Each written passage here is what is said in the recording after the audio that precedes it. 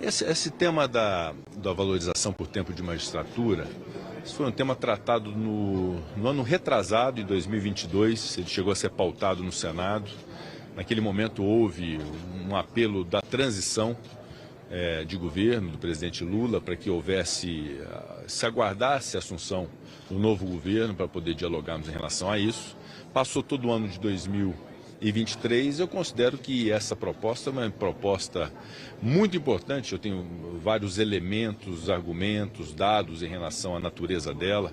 O fato de estar limitada ao orçamento dos próprios órgãos, o fato de se aplicar carreiras que têm especificidades muito consideráveis, vedações constitucionais muito graves. Ao longo do tempo nós fizemos reforma da Previdência, lei de abuso de autoridade, o projeto de lei do extrateto que acaba com os supersalários, já aprovado nas duas casas, faltando agora a apreciação do trabalho feito pela Câmara, agora no Senado Federal.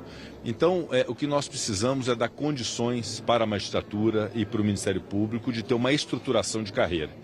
E a economia do projeto de lei do fim dos supersalários é uma economia superior ao que é o incremento de gasto dentro do orçamento para a estruturação dessas carreiras. Todos nós, quando fazemos um apelo ao Judiciário e ao Ministério Público, que juntamente com as polícias são os responsáveis, por exemplo, para combater criminalidade organizada, que é algo que tem assustado todos nós brasileiros. Quando nós fazemos essa exigência, é muito importante que tenha nessa ponta pessoas estimuladas, pessoas valorizadas, com independência. Eles têm vedações que nós todos não temos, que são vedações de exercer exclusivamente aquela atividade.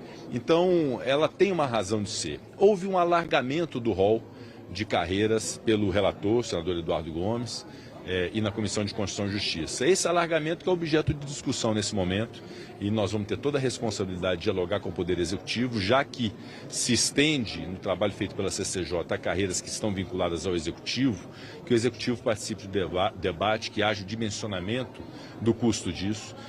Mas o cerne do que é a proposta de emenda à Constituição, ela tem uma razão de ser, que são esses elementos que eu estou aqui dizendo para vocês, e no final das contas será algo muito importante para garantir que essas carreiras não tenham pessoas que não sejam vocacionadas, que quem esteja nessas carreiras não queira sair, que quem esteja nos bancos de escola, de faculdade de direito queiram seguir essa carreira com independência, com imparcialidade, pessoas incorruptíveis. É isso que nós queremos como sociedade. Para isso nós precisamos ter essa valorização e essa estruturação de carreira. Não tem cabimento, ao final de uma carreira de um juiz, ele perceber uma remuneração menor do que na sua entrada, e essa é a realidade de hoje. E o orçamento é o orçamento do próprio Poder Judiciário. Eles têm já um orçamento definido e aí vão aplicar prioritariamente para essa estruturação.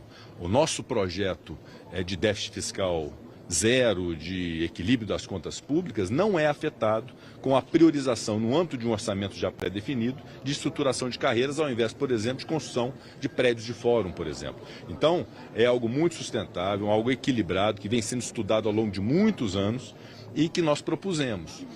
E agora o alargamento, evidentemente, merece novos estudos, merece envolver o Poder Executivo, que agora está envolvido, para a gente poder ter a melhor decisão possível. Há um compromisso meu como presidente do Senado e do Congresso Nacional, a estruturação das carreiras do Judiciário e do Ministério Público, com a valorização por tempo de magistratura em função da dedicação exclusivíssima que eles têm, só será promulgada na eventualidade de apreciação e aprovação pelo Senado e Câmara se houver aprovação do projeto de lei que define as verbas indenizatórias e que acaba com os supersalários no Brasil.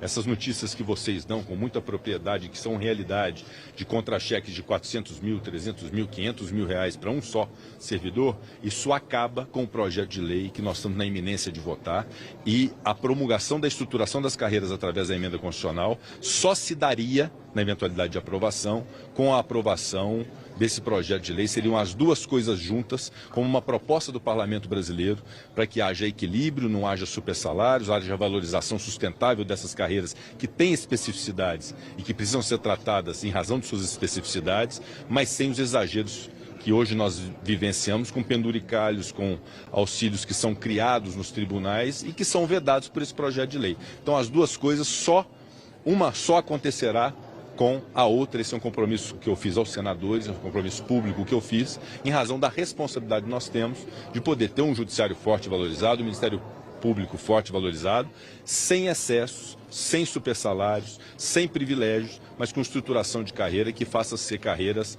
minimamente atrativas.